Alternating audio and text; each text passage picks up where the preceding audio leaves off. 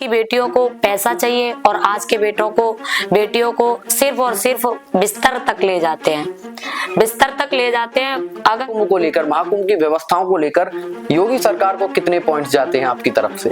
जो भगदड़ हुई है ना, वो हमारी गलतियों से हुई है। मुंगेरी लाल का सपना देख रहे थे कि जो मेरा हस्बैंड था ना, उसने पहले से शादी कर रखी थी, 16 साल का बेटा था। फिर भी मैंने ये बोला कि कोई बात नहीं है, आप 2 रखो या 3 रखो। भागवत, तो भागवत का जो अर्थ है वो क्या है आपके शब्दों में? ये भी कहा कि इंसान जो है वो भगवान नहीं बन सकता, लेकिन हम यदि चलें। सब कुछ मैंने इनको अर्पण कर दिया है, अपना जीवन। कासगंज के पास एक गंगेरी पड़ता है, वहां की निवासी हैं और ग्रामीण क्षेत्र से निकलकर जगह जगह भागवत करती हैं। इनका मन हो तो खाते हैं, अगर नहीं है, अच्छा नहीं है भोजन तो खाते नहीं है।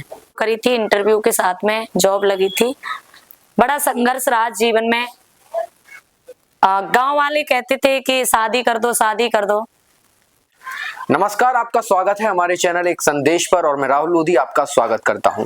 तो साथियों, आज हम एक ऐसी शख्सियत से मिलाने जा रहे हैं जिसे सुनकर और देखकर आप भी कहेंगे कि हाँ, संघर्ष हो तो इस प्रकार का और भक्त हो तो इस प्रकार की। आज हम मिलाने वाले हैं आपको कथावाचिका रंजना देवी से, जो कि एक बहुत ही उज्जवल और बहुत ही शालीन और एक ऐसा व्यक्तित्व है कि वो कान्हा भक्त हैं और एक अपरंपार श्री कृष्ण की महिमा है उनके ऊपर। तो आइए जानते हैं कि आखिरकार उनकी कृष्ण भक्ति किस प्रकार की है। तो रंजना जी, आपका स्वागत है हमारे चैनल एक संदेश पर। और जिस प्रकार से हम देख रहे हैं कि आपके समक्ष और आपके पास और समीप बैठे हैं लड्डू गोपाल जी, और जिस प्रकार से हमने देखा है कि आप कथावाचिका हैं, आप कथा में भी जाती हैं तो इनको साथ लेकर जाती हैं, हर जगह जहां भी जाती हैं आप इनका साथ नहीं छोड़ती हैं। तो हम शुरुआत करेंगे कान्हा जी से, क्योंकि इस समय ब्रज की होली भी चल रही है और आज एकादशी भी है। और कान्हा को लेकर तो सभी पता ही आपको कि कैसे हम सभी कृष्ण जी के भक्त हैं। तो आप पहले इनकी जो महिमा है और आप और इनका लगाव बताइए हमारे चैनल के माध्यम से। पहले तो सभी को जय श्री राधे, जय श्री कृष्णा करूंगी। और मेरा लगाव इतना है कि मैं बता नहीं सकती, और जो भी महिमा होती है वो ओपन नहीं करी जाती है पहले तो। और मेरी भक्ति हमेशा इनके प्रति रहती है। मैंने पति के रूप में पूजा है, जो भी है सब कुछ मैंने इनको अर्पण कर दिया है अपना जीवन। जैसे भी है, संघर्ष बहुत करा, बहुत मतलब आगे देखा कैसे जीना है, संसार में घुस के देख लिया, कुछ भी नहीं है संसार में। जो कुछ भी है मैंने इनके ऊपर अपना जीवन समर्पण कर दिया है। और इनकी महिमा जो है ना, इनकी महिमा इतनी बड़ी महिमा है कि शायद मैं अपने मुंह से नहीं कहना चाहूंगी, क्योंकि जो महिमा होती है वो ओपन नहीं करी जाती है। और मुझे ऐसा फील होता है, किसी को फील हो या ना हो, मुझे फील होता है कि मेरे साथ हमेशा साथ देते हैं। जो भी खाना खिलाती हूँ, इनका मन हो तो खाते हैं, अगर नहीं है, अच्छा नहीं है भोजन तो खाते नहीं है। और वस्त्र भी ऐसे हैं कि इनके मन में जो आएगा वही पहनेंगे। कभी कभी गुस्सा भी हो जाते हैं तो मुझे एहसास होता है कि हाँ, आज गुस्सा है। मैं घर पे सेवा करती हूँ बराबर, कभी मुझे बाहर जाना पड़ता है तो घर पे छोड़ जाती हूँ मम्मी के पास। तो माँ जो है मेरी सेवा करती है बराबर। वो कहती है कि जब तुम यहाँ रहती हो तो ये खुश रहते हैं, और ऐसा किया करो कि इन्हें ले जाया करो अपने साथ। बराबर रखती हो साथ, लेकिन इमरजेंसी कोई काम पड़ जाता है तो ये बहुत बड़ी महिमा है मेरे लिए। मम्मी भी जानती हैं इस चीज को कि हाँ, कृपा है और बहुत बड़ी महिमा है इनकी। अच्छा, जिस प्रकार से मैं आपको बता दूं कि ये कासगंज के पास एक गंगेरी पड़ता है, वहां की निवासी हैं और ग्रामीण क्षेत्र से निकलकर जगह जगह भागवत करती हैं। भागवत श्रीमद् भगवद गीता, जिसे श्री कृष्ण ने अपने मुखार बिंदु से सभी के सामने और अर्जुन को यह सिखाया था कि आखिरकार युद्ध में किस प्रकार से युद्ध करना है। तो भागवत पर भी आएंगे, लेकिन उससे पहले हम इनके जो जीवन है और इनकी जो जीवन शैली है, जिस प्रकार से इनका जीवन ग्रामीण क्षेत्र में रहा है, गांव में जाती हैं और इनका जो स्पेशल नाम है हम उस पर भी चर्चा करेंगे कि इनका एक स्पेशल नाम है। और बात करेंगे गंगेरी की। गंगेरी के शेरपुर निवासी हैं और मैं आपको बता दूं कि जहां पर शेरपुर है वहीं मेरी ननसाल भी है, क्योंकि वहां हमारी नानी का घर भी है और ये हमारी नानी के घर से आई हैं। और ये बहुत अच्छा लगता है कि जब हम उधर साइड को देखते हैं डिवाई से और उधर कासगंज की ओर देखते हैं तो वहां पर एक अपनत्व का एहसास होने लगता है। उसी का परिणाम है कि आज हम लोग इनका इंटरव्यू भी ले रहे हैं। तो सबसे पहले मेरा ये क्वेश्चन है आपसे, आपके जीवन को लेकर। आप ग्रामीण क्षेत्र से हैं और बहुत सारी दिक्कतों का सामना करना पड़ा होगा आपको अपने जीवन में, क्योंकि एक गांव से आई महिला बहुत कठिनाइयों का सामना करती है कि जगह जगह भागवत जाती हैं, लोग भी अनर्गल बातें करते हैं। तो आपका जीवन किस प्रकार का रहा है? मेरा जीवन एक ऐसे मान लीजिए जैसे मीरा के साथ में हुआ, सेम वही सीन है। बहुत संघर्ष करा, परिवार वालों ने पूरा साथ दिया, माँ पापा ने बहुत साथ दिया, पूरी फैमिली ने साथ दिया। और उसके बाद मैं गांव में रही, पढ़ाई की, बीएससी करी। बीएससी करने के बाद मैं जीएनएम डिप्लोमा करा मैंने। मेडिकल में मेरा नंबर भी आया, जॉब भी करी थी मैंने, 4 मंथ जॉब करी थी। उसके बाद में जॉब ऐसे ही छूट गई। मेडिकल ये Aligarh GNU medical college, medical university जो है उसी में जॉब करी थी। इंटरव्यू के साथ में जॉब लगी थी। बड़ा संघर्ष रहा जीवन में। गांव वाले कहते थे कि शादी कर दो, शादी कर दो। फिर माँ बाप ने शादी भी की, बड़े धूमधाम से शादी की। बहुत लगाव रहा। जब फैमिली दुखी ना हो, इनसे तो प्यार था ही, इनको तो मैंने पति माना ही था, लेकिन परिवार वालों ने देखा कि अब समाज में बेटी को रखना उचित नहीं है। तो उसी समय पापा माँ ने शादी की। शादी करने के बाद में ससुराल में ऐसा बेगन पड़ा कि जो मेरा हस्बैंड था ना, उसने पहले से शादी कर रखी थी। 16 साल का बेटा था। फिर भी मैंने ये बोला कि कोई बात नहीं है, आप 2 रखो या 3 रखो, मैं रहने को तैयार हूँ। उसके बाद भी उस बंदे ने मुझे रखने को मना कर दिया। कोई नहीं, जीवन चलता रहा। मुझे ऐसा फील हुआ कि शायद मैंने इनको पति बना लिया है। तो ये बताइए, जैसा आपने बताया कि शादी हुई थी, तो आपने कान्हा जी को शादी से पूर्व पति माना था या उसके बाद? नहीं, शादी से पहले मैंने पति माना था। ये चीज घर वालों को भी पता था कि मैं पति के रूप में पूजती हूँ। घर वालों से मना कर रखा, मैं शादी नहीं करूंगी। छोटी बहन की शादी हमने मेरे से बहुत पहले हो चुकी है। सन 13 में शादी कर दी उसकी, बच्चे हैं उस पे। मेरा बस प्लान यही था कि मैं इनकी सेवा में रहूंगी। मैंने जो कुछ भी है ये है मेरे जीवन के सहारे। लेकिन फिर भी घर वाले नहीं माने कि शादी करना है हमें। माँ ने बोला कि शादी करने दो हमें, उसके बाद चाहे तुम हमारे पास ही रहो, शादी करने दो। शादी करी थी और मुझे यही फील हुआ कि पति ने नियुक्त कर लिया शादी से पहले, इन्हें अच्छा नहीं लगा, इसलिए वहां से मेरा रिश्ता।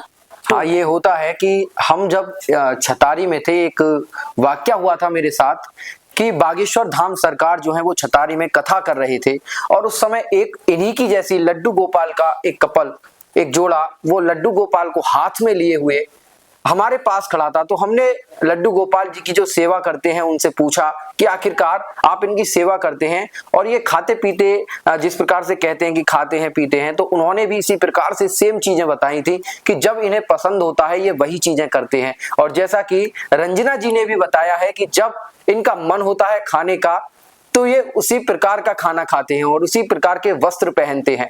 तो ये तो रही महिमा श्री कृष्ण की और इनके जीवन की।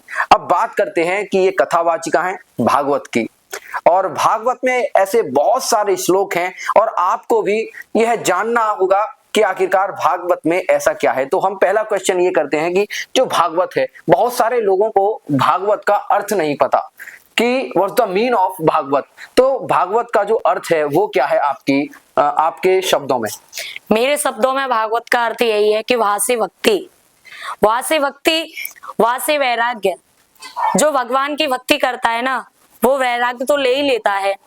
जब भक्ति करता है, वैराग्य लेता है, तो उसे ज्ञान ऑटोमेटिक हो ही जाता है। वहां से भक्ति वहां से भक्ति, गा से ज्ञान और वहां से वैराग्य। और जब भक्ति, वैराग्य, ज्ञान हो जाता है तो वो तत्व ज्ञान प्राप्त करता है। जब तत्व ज्ञान प्राप्त करता है तब वह प्राणी परमात्मा को प्राप्त हो जाता है। यही भागवत का अर्थ है। और बताया जाता है भागवत में 16,000 श्लोक बताए जाते हैं, स्कंद 12 है, 335 अध्याय बताए जाते हैं। आज का समाज क्या है कि श्लोकों के द्वारा भागवत को सुनना नहीं चाहते, लेकिन हम प्रवचन जहां भी जाते हैं अच्छे अच्छे देते हैं, समाज को ज्यादा डील करते हैं। समाज में प्रवचन देना, समाज को सुधारना, यही सीन रहता है। भागवत कराने का मतलब ये नहीं है कि भागवत कराओ, भागवत में कराने के बाद में जिस भागवत में 4 व्यक्ति के अंदर सुधार ना आए तो वो भागवत पूर्ण नहीं मानी जाती है। लेकिन मेरा जहां भी प्रोग्राम हुआ है, जहां भी मेरी भागवत हुई है, मैं अपने हिसाब से कहती हूँ कि 4 नहीं 10 लोगों का अंदर सुधार आया, 10 भक्तों के अंदर सुधार आया है। अच्छा, अभी आपने बताया था कि आप जो है एक गवर्नमेंट पद पर भी रह चुकी हैं मेडिकल कॉलेज में। तो एक मेडिकल कॉलेज मेडिकल के छात्र को, मेडिकल के स्टूडेंट को बड़ा भारी पड़ जाता होगा कि हम मेडिकल के छात्र हैं, साइंस के छात्र हैं और फिर इधर एकदम भक्ति मोड में आ गए। तो जो ये कैसे रहा कि आप मेडिकल लाइन की थी, एक साथ आप भागवत कथा करने लगी, ये कहाँ से आपको लगा कि मैं मेडिकल की स्टूडेंट हूँ और इस प्रकार से भागवत करूंगी? भागवत तो मैं पहले से ही करती थी, भागवत पहले से ही कितनी उम्र से करती थी? सन 2011 से करती हूँ। नहीं, उस समय एज कितनी थी आपकी जब भागवत करती थी? होगी शायद 17-18 की समथिंग होगी।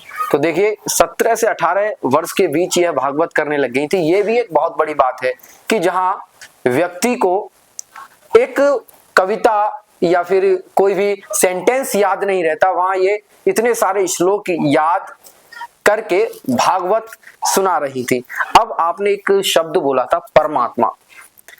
अब एक बहुत सारे लोग हैं इस देश में, एक ऐसी कम्युनिटी भी है जिन्हें हम लिबरल बोलते हैं, वामपंथी बोलते हैं। एक वामपंथी विचारधारा चलती है कि वो भगवान को नहीं मानती, और आप एक ऐसे व्यक्ति हैं, एक ऐसी महिला है जो भगवान की शरण में है और उनको ही अपना पति मान बैठी है।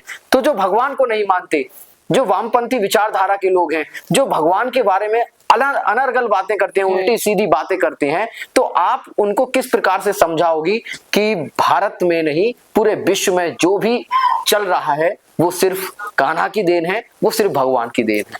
मैं तो बस उन्हें यही समझाती हूँ कि आप जो सत्संग कर रहे हो वो अपना करो, लेकिन जो भगवान है ना वो भगवान ही रहेंगे, परमात्मा है वो परमात्मा ही रहेगा। इंसान कभी भगवान नहीं हो सकता, इंसान कभी भगवान नहीं हो सकता है। और ये हमारे कृष्ण है, ये दुनिया जो है, दुनिया बिहारी जी के चरणों में लगी पड़ी है। मथुरा वृंदावन हजारों भक्त, लाखों भक्त जाते हैं, और उसमें से अगर 10 लोग परमात्मा को नहीं मान रहे हैं, उसमें हमें कोई चिंता वाली बात नहीं है, कोई फर्क नहीं पड़ता, कोई फर्क नहीं पड़ता। लेकिन एक दिन वो आएगा कि वो भी भगवान को पहचान जाएंगे।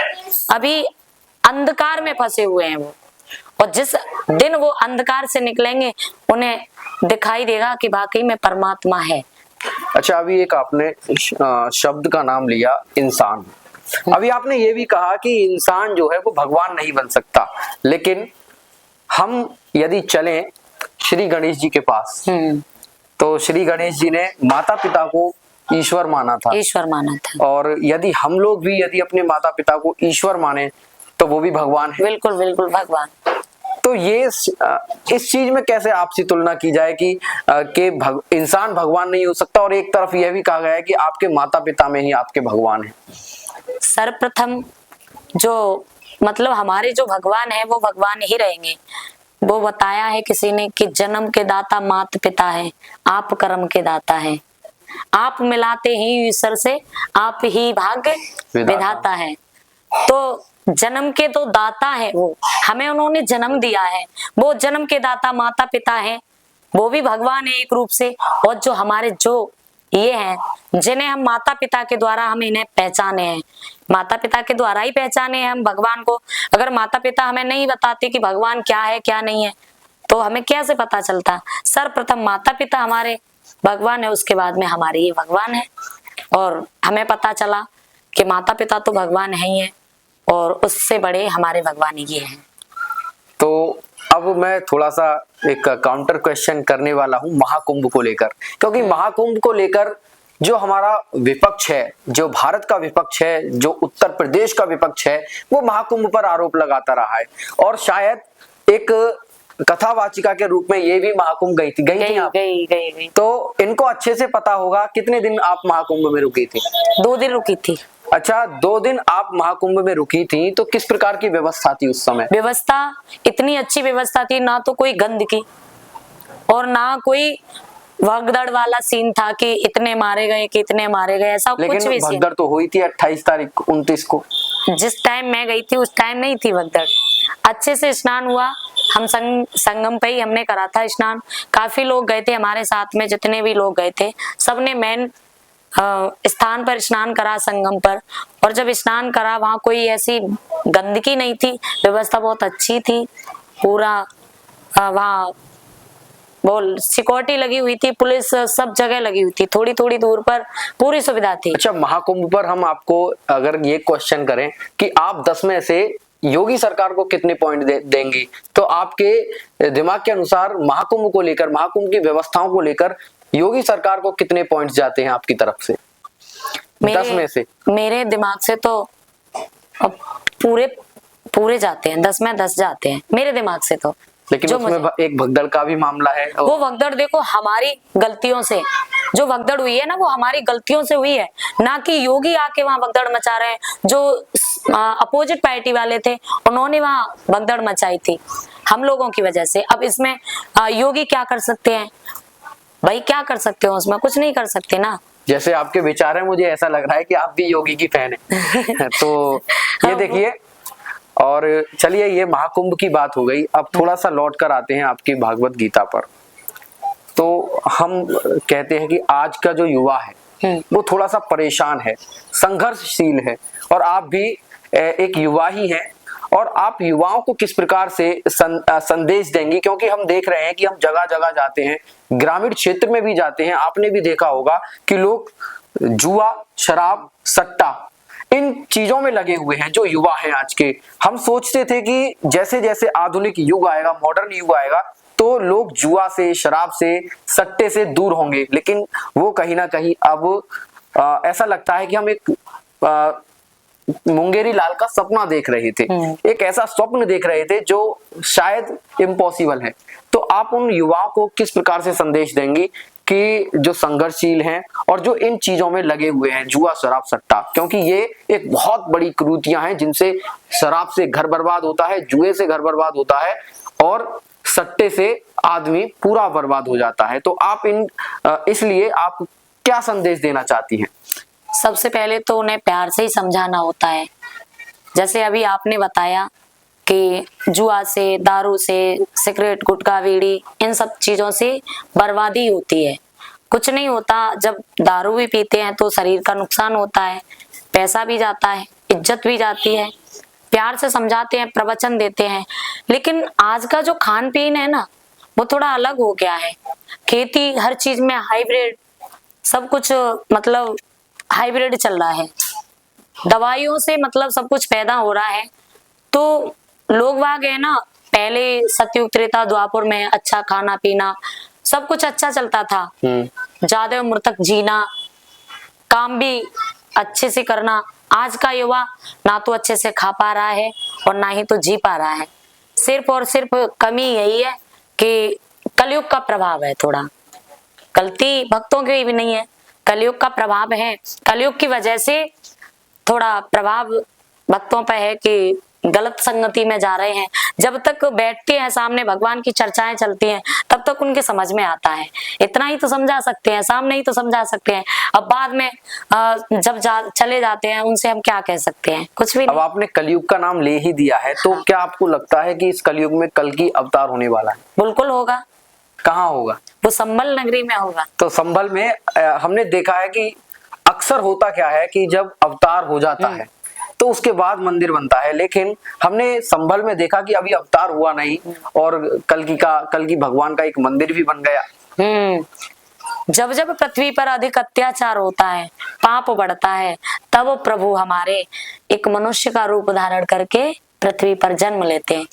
एक चौपाई बताई है कि जब जब होए धर्म की हानि, बाढ़स दया धमय अभिमानी, राम सिया राम जय जय राम, राम सिया राम जय जय राम। और देखिए जिस प्रकार से इन्होंने धर्म की हानि का बोला, और कथावाचिका हैं, भागवत कथा सुनाती हैं, और एक भागवत में श्लोक भी है कि यदा यदा ही धर्मस्य ग्लानिर्भवति भारत अभ्युत्थान धर्मस्य तदात्मानं सृजाम्यहम्।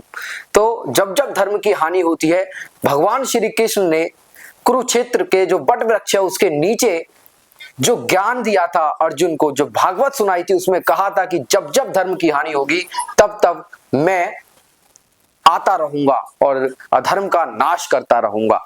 तो ये आजकल एक राक्षस का रूप ले चुके हैं, शराब और सट्टा और जुआ। तो ये राक्षस हैं, ये युवाओं के लिए राक्षस हैं।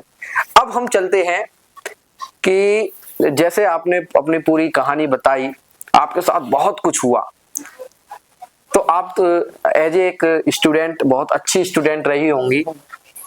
तो जो अब युवा पेपर दे रहे हैं 12th के, एग्जाम है 10th के 12th के, उनके लिए आप क्या शुभकामनाएं देंगी? उनके लिए भी यही शुभकामनाएं दूंगी, अच्छे से पढ़ाई करें, संघर्ष करें पढ़ाई में। ये कुछ नहीं रखा है संसार में फंसने से कि एक जीएफ को बनाना, कि एक बीएफ को बनाना, संसार में कुछ भी नहीं रखा है। क्या है कि आज की बेटियों को पैसा चाहिए और आज के बेटियों को सिर्फ और सिर्फ बिस्तर तक ले जाते हैं, बिस्तर तक ले जाते हैं। अगर उस लड़के से पूछा जाए कि तू मेरे से शादी करेगा, तो वो शादी की मना कर देगा कि माँ को, पापा को, कि भाई को, सबको बीच में ले आएगा। बिस्तर तक ले जाने वाले सब हैं, लेकिन 7 फेरे डालने वाला हर कोई नहीं है। 100 में से एक आध ही मिलेगा जो अपनी प्रेमिका से शादी करे। तो देखिए ये बहुत बड़ी बात बोल दी है, और इस प्रकार की ओपन भाषा मैं भी यूज करता हूं अक्सर, और बहुत बड़ी बात कह दी है इन्होंने हमारे चैनल के माध्यम से। और जिस प्रकार से 14 तारीख की होली है, 13 को छोटी होली है, होली पर शायद कान्हा की होली है, ब्रज की होली भी चल रही है। यदि आपको कोई ऐसा संगीत आता हो कोई होली को लेकर, या फिर कान्हा के लिए कुछ ना कुछ तो आप सुनाइए, क्योंकि आपने जब मीरा से अपना बता ही दिया है कि मैं एक मीरा की तरह हूँ, मेरी मीरा जो है वो आदर्श हैं, तो कान्हा के लिए कुछ ना कुछ अंत में एक बहुत अच्छी सी पंक्तियां हो जाए। अच्छा, मैं एक होली का वो रखती हूँ, 1-2 लाइन। बिल्कुल बिल्कुल, स्वागत है। आज मथुरा में जो है होली है, और होली 2 शब्दों में बोलूंगी।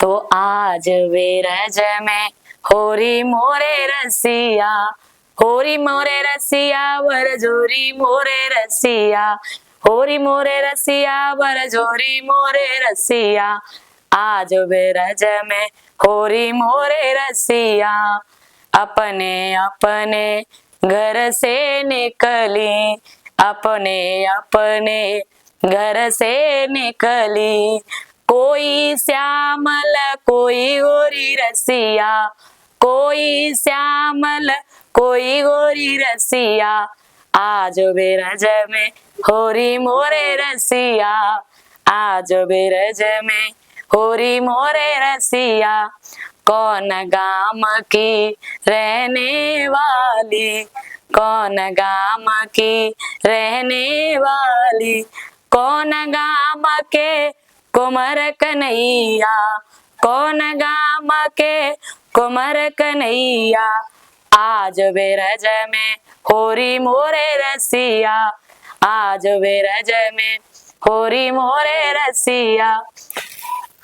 तो देखिए, और मैं बहुत बहुत धन्यवाद देता हूं रंजना जी का, जिन्होंने समाज के उस बिंदु पर बात की जिस पर कोई भी बात करना नहीं चाहता, और अक्सर युवा, और और हमने सभी मुद्दों पर बात की, इनके जीवन शैली पर बात की, महाकुंभ पर बात की और साथ ही बात की जुआ, शराब और सट्टे पर, क्योंकि यही आजकल कलयुग के राक्षस हैं।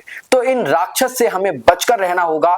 और मैं एक बार आपका बहुत बहुत स्वागत करता हूं, धन्यवाद करता हूं कि आपने हमारे चैनल के माध्यम से युवाओं को बहुत सारी सीख दी और आपकी जो ये महिमा है, जो कान्हा की महिमा है, आपके ऊपर बनी रहे। और अगर आपको यह वीडियो पसंद आती है और यह इंटरव्यू अच्छा लगता है तो कासगंज वाले तो निश्चित ही शेयर कर दें और साथ ही गंगीरी वाले भी और हमारी डिवाई वाले तो जरूर ही शेयर कर दें, क्योंकि इस इंटरव्यू में ऐसी बहुत सारी बातें हैं जिन्हें सुनकर आप भी ऐसा लगेगा कि हाँ, कुछ ना कुछ न्यू हमें मिला है। तो आप सभी को होली की बहुत बहुत शुभकामनाएं। मैं राहुल लोधी आपसे विदा लेता हूं। जय हिंद। हम मिलते रहेंगे इसी प्रकार के अनोखे और इसी प्रकार के भक्तों के साथ जो कान्हा को अपना पति मान बैठी हैं, रंजना जी, और बहुत सारे ऐसे भक्त हैं जो अपने मन में श्रद्धा लेकर बहुत बड़ी भक्ति दिखाते हैं भगवान श्री कृष्ण की। और स्वामी प्रेमानंद जी हो या फिर और ऐसे कई संत हों जिनके आदर्श सदैव हमें प्रफुल्लित करते रहेंगे, उनके वाक्य, उनके वाचन, उनकी वाणी।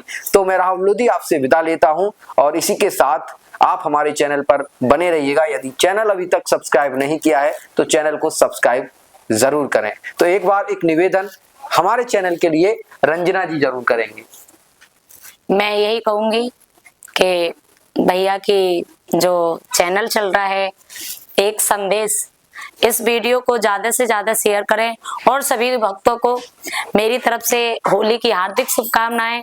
जय श्री राधे, जय श्री कृष्णा। दो शब्द और बोलूंगी थोड़ा धर्म को लेकर के। बिल्कुल, धर्म को लेकर के दो शब्द और बोलूंगी कि आज हमारे जो बागेश्वर धाम वाले बाबा जी हैं, धीरेन्द्र शास्त्री जी, और हमारे देवकी नंदन ठाकुर जी हैं और अनिरुद्ध आचार्य जी हैं, हाँ, प्रेमानंद जी महाराज जी हैं।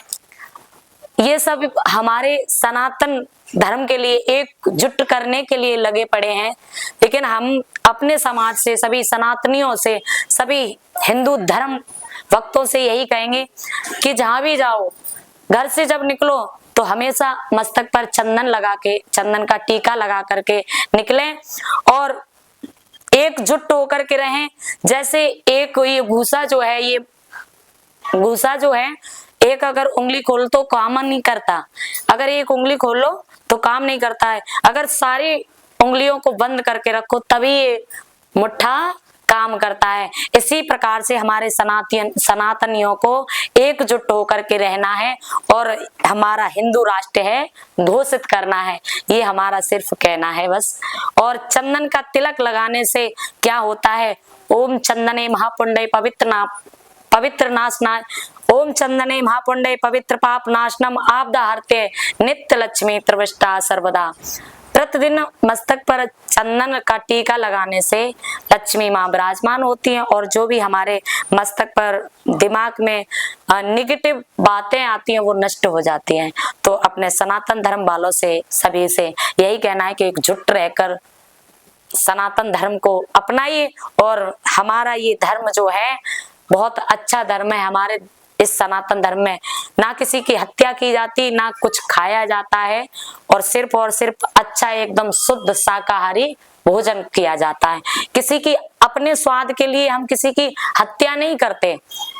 सिर्फ और सिर्फ हमारा यही कहना है कि एकजुट रह करके सनातनीय को रहना है